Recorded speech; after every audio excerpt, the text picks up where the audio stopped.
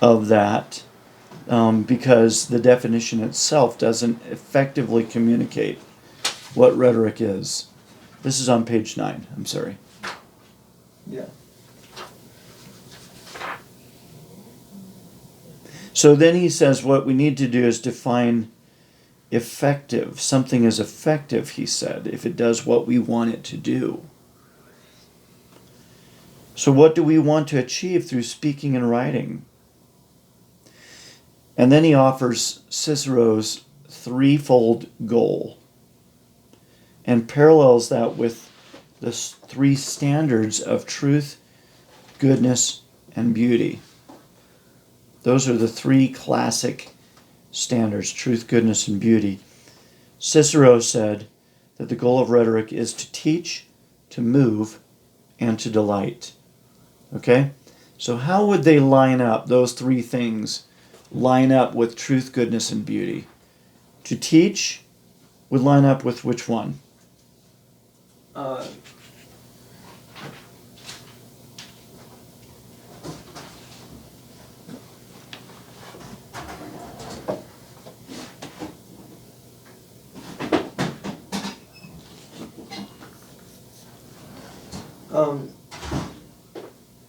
Truth. Truth. To move would line up with which one?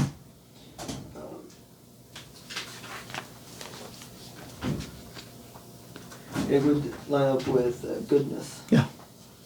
And to delight with beauty. Right?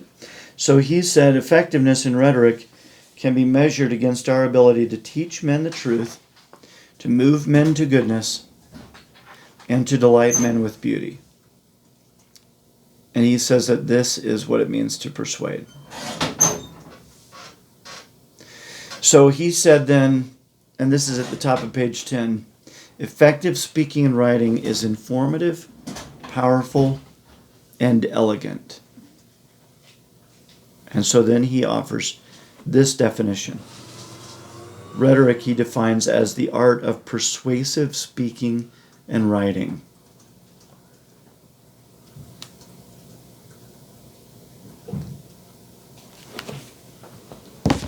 Okay, so there's a small handful of definitions of rhetoric. Okay, so just to review, Aristotle said rhetoric is the faculty of observing in any given case the available means of persuasion.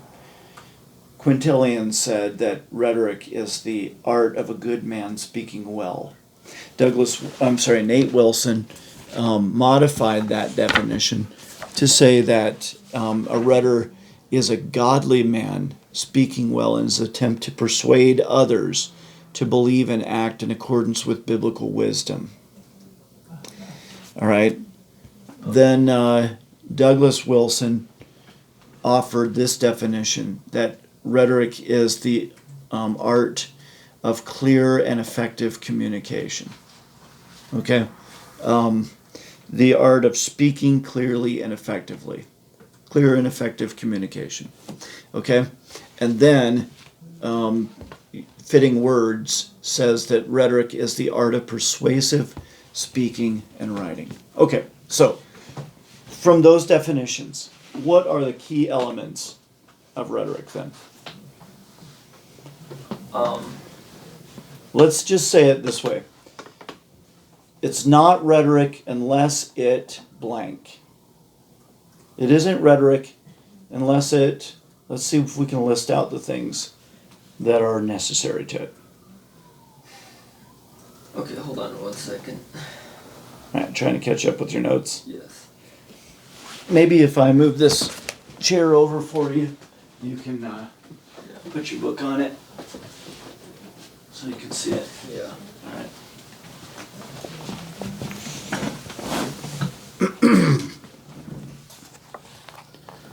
Okay,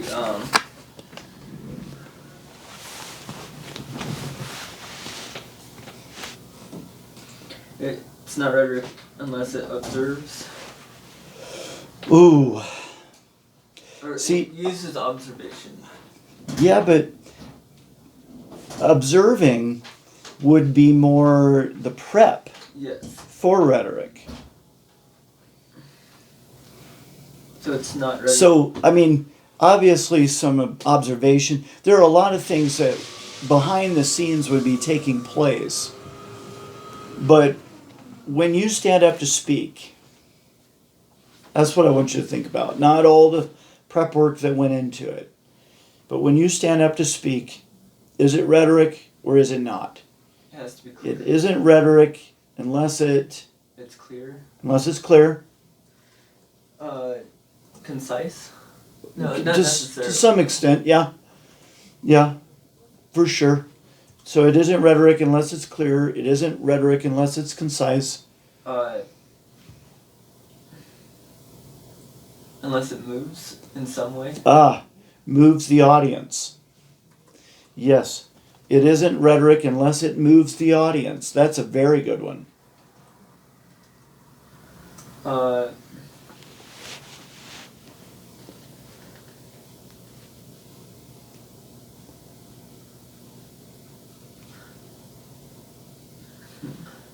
Along with that, I would say it isn't rhetoric unless it persuades. That would be a part of moving the audience. But yes. So it isn't rhetoric unless it's clear. It isn't rhetoric unless it moves the audience or persuades the audience. Yeah. Okay. Yeah. Those two things. Okay. You know, sometimes we might be tempted to think it isn't rhetoric unless it's elegant. Okay. But some rhetoric is not. Yeah, has been less than elegant, but has been very persuasive. So, that's the thing. When you think Lincoln's Gettysburg Address, before he spoke, I think it's Edward Everett that spoke for 2 or 3 hours. Yes, very flowery, very elegant, and nobody knows what he said. Yes. And Lincoln's was very concise, maybe very to the 5 point. minutes long. Yes, and very persuasive as well. All right, so it's important that we remember that we approach this as Christians. So we don't want to look at rhetoric as, what can I say to get my way? What can I say that will make everyone have to bow to my opinion on this? Okay? Our ultimate source of authority doesn't come from rationalist assumptions or mystical feelings. What is our ultimate source of authority? God in the Bible. The Word of God. Now, the Word of God doesn't just speak to what we should believe. What else does it tell us?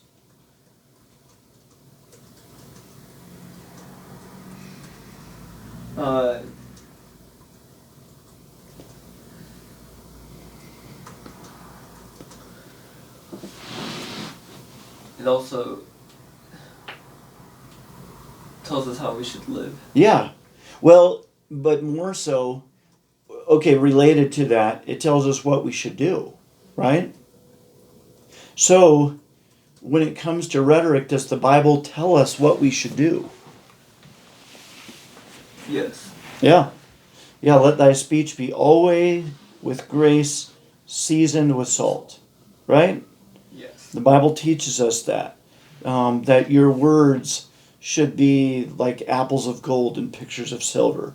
That you should speak the truth in love. Right? Yes. The Bible teaches us, the servant of the Lord must not strive, but be gentle unto all men, apt to teach, patient, in meekness, instructing those that oppose themselves. So the Bible is telling us there's a certain way that we should use our words. Okay, so not just what we believe, but what we should do as well, how we should act.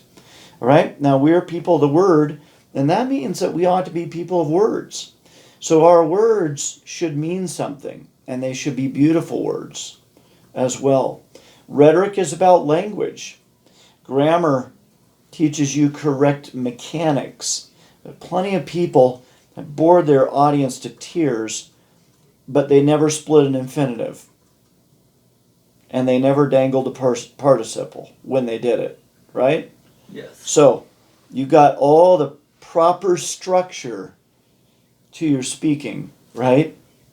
And yet, the only thing you moved your audience to do was go to sleep Or correct. or ignore you or walk out as soon as they possibly could, right? So that's not good rhetoric, is it? It's good grammar, but not good rhetoric. Correct grammar is half the battle. We're aiming at using rhetoric in a compelling way, using language in a compelling way. That's essentially what rhetoric is. Clear and effective communication. Right? Yes. The important thing then in this class is to learn the power of words, to have fun with words, with language, see what they'll do, learn what works, learn what doesn't work in the arena of persuasion. A fun exercise that we did a few times this year, and I did it at the beginning of the year, and then I lost sight of it. I lost track of it, but it was a fun thing to do, and that was just to take a little thing and find a creative way to say it. Okay, so for instance, he picked up his books and went to class. Okay, to find a creative way. Okay. You know. We did Tom painted the house. Yes, but we just use Yes. different things every day, and I would say, all right, try to say that in a creative way.